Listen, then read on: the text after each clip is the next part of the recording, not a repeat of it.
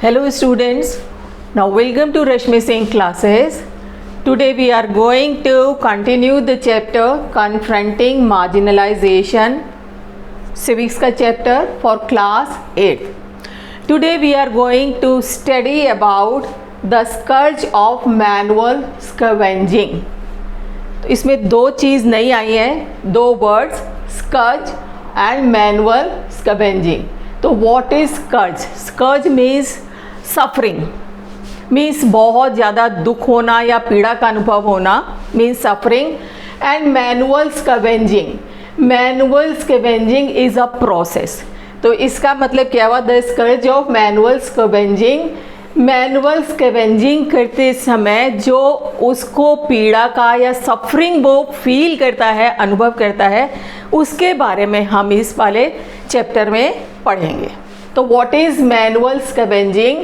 It refers to the practice of removing human and animal waste and excreta.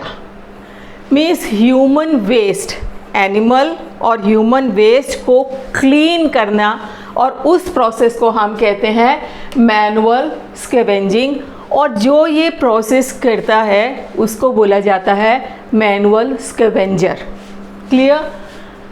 And they used broom, झाड़ू use करते हैं, tin plates and basket from dry latrines, carrying it out on the head for disposal.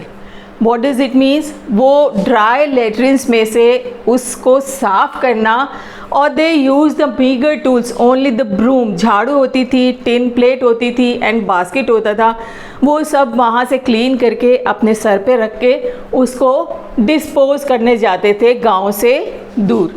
ये काम होता था manual scavengers का. तो उनको क्या क्या दुख और पीड़ा से गुजरना पड़ता है वो हम इसमें पढ़ेंगे इस पार्ट में.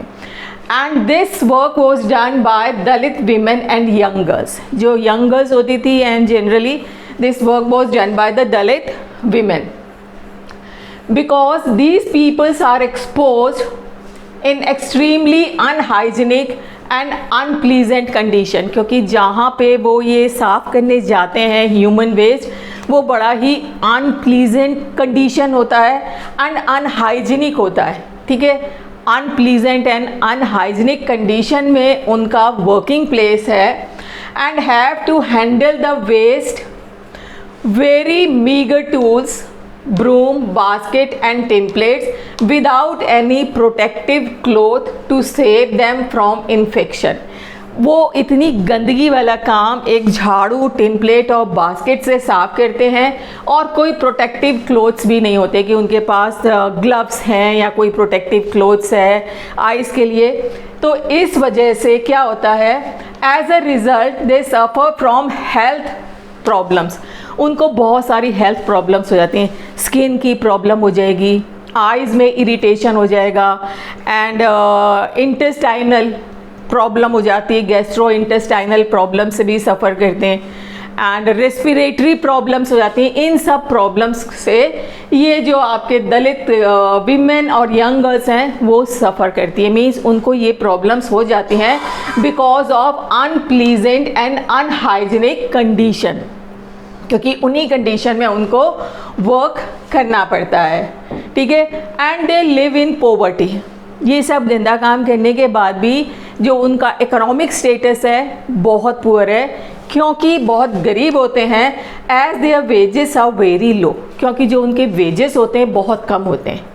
इस काम के लिए उनको बहुत पैसा नहीं मिलता है. And they were considered untouchables, और उनको गांव से बाहर रहना पड़ता है. सिर्फ ये जब सफाई क्लीनिंग का काम होता है तभी वो एंटर होते हैं, या कोई जानवर मर गया, नाली साफ़ करनी है. मीन्स ये जो लो स्टेटस वर्क होते हैं ना, उसके लिए वो एंटर करते थे. Otherwise they were not allowed to enter the village और टेम्पल. ठीक है. अब आगे क्या हुआ? In 1993 the employment of manual scavengers and construction of dry latrines prohibition act pass. Means ये जो ड्राई लेट्रिन्स का जो सिस्टम था ये पहले बहुत ज़्यादा कॉमन था. बिफोर 1993 गांव में भी और इवन कई शहरों में भी ड्राई लेटरिन्स का था। मीन्स आजकल तो आप लोग इसको जानते ही नहीं होंगे, फ्लश सिस्टम हो गया है, लेकिन पहले ये ऐसे ही ड्राई टॉयलेट्स होते थे, लेटरिन्स होती थी, जहाँ पे ये मैनुअल स्कैवेंजर्स आके उसको साफ करते थे। लेकिन उन्होंने आवाज़ उठाई, प्रोटेस्ट किया अगेंस्ट दिस डिस्क्रिमिनेशन कि हमको इतना गंदा काम करने के बाद भी जो ह्यूमन राइट्स हैं, फंडामेंटल राइट्स हैं कि इक्वालिटी और जो फ्रीडम मिलनी चाहिए हमें, वो हमें नहीं मिल रही है। तो in 1993 the employment of manual scavenger and construction of dry latrines prohibition act passed. किस लिए पास किया गया? To stop people from doing the undignified work, ताकि लोगों को रोक सकें जो इस काम में इन्वॉल्व हैं। ये जो डिग्निफाइड वर्क तो है नहीं, अनडिग्निफाइड वर्क को रोकने के लिए ये एक्ट पास किया हमारी गवर्नमेंट ने। Under this act it is illegal for any person to be employed to carry human waste. इसको इलीगल करार कर दिया गया कि कोई भी आदमी, किसी भी आदमी को ये ह्यूमन वेस्ट क्लीन करने के लिए एम्प्लॉय नहीं करेगा, ये इलीगल है। अगर करेगा तो ये पनिशेबल ऑफेंस है। क्लियर?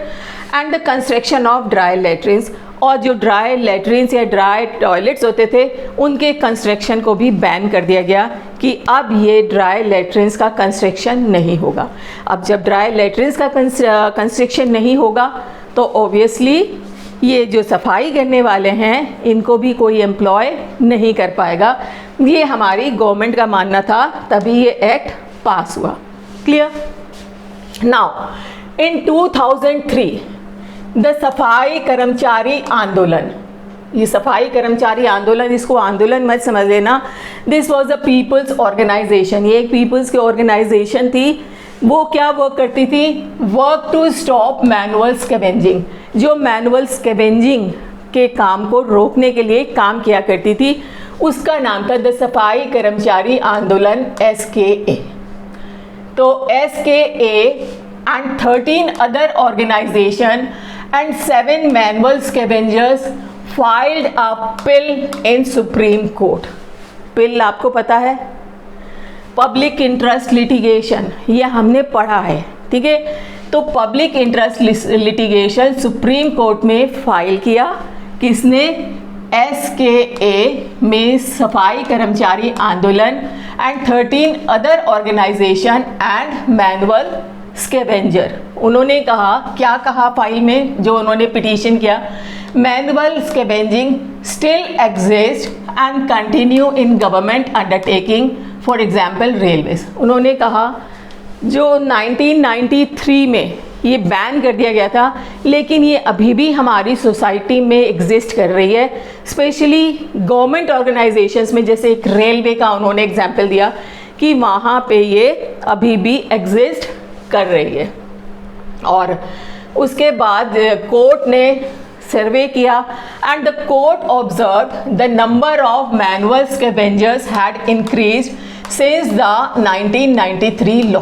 1993 में लॉ बन गया कि मैनुअल स्कैवेंजर्स के रूप में किसी को एम्प्लॉय नहीं किया जाएगा, लेकिन उसके बावजूद भी 2003 तक मैनुअल स्कैवेंजर्स के जो नंबर था वो इंक्रीज हो गया। ये हमारे सुप्रीम कोर्ट ने सर्वे में देखा।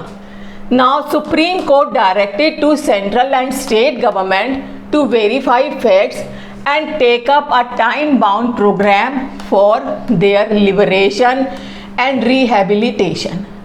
अब सुप्रीम कोर्ट ने डायरेक्ट किया सेंट्रल गवर्नमेंट को और स्टेट गवर्नमेंट को कि वो फैक्ट्स हैं उनको वेरीफाई करें और एक टाइम बाउंड प्रोग्राम बनाकर उनको इस काम से मुक्ति दिलाएं, ठीक है, लिबरेट करें और वापस किसी और जगह उनको एडजस्ट करें ताकि उनका जो लाइवलीहुड है वो अपनी फैमिली को लुक आफ्टर कर सकें।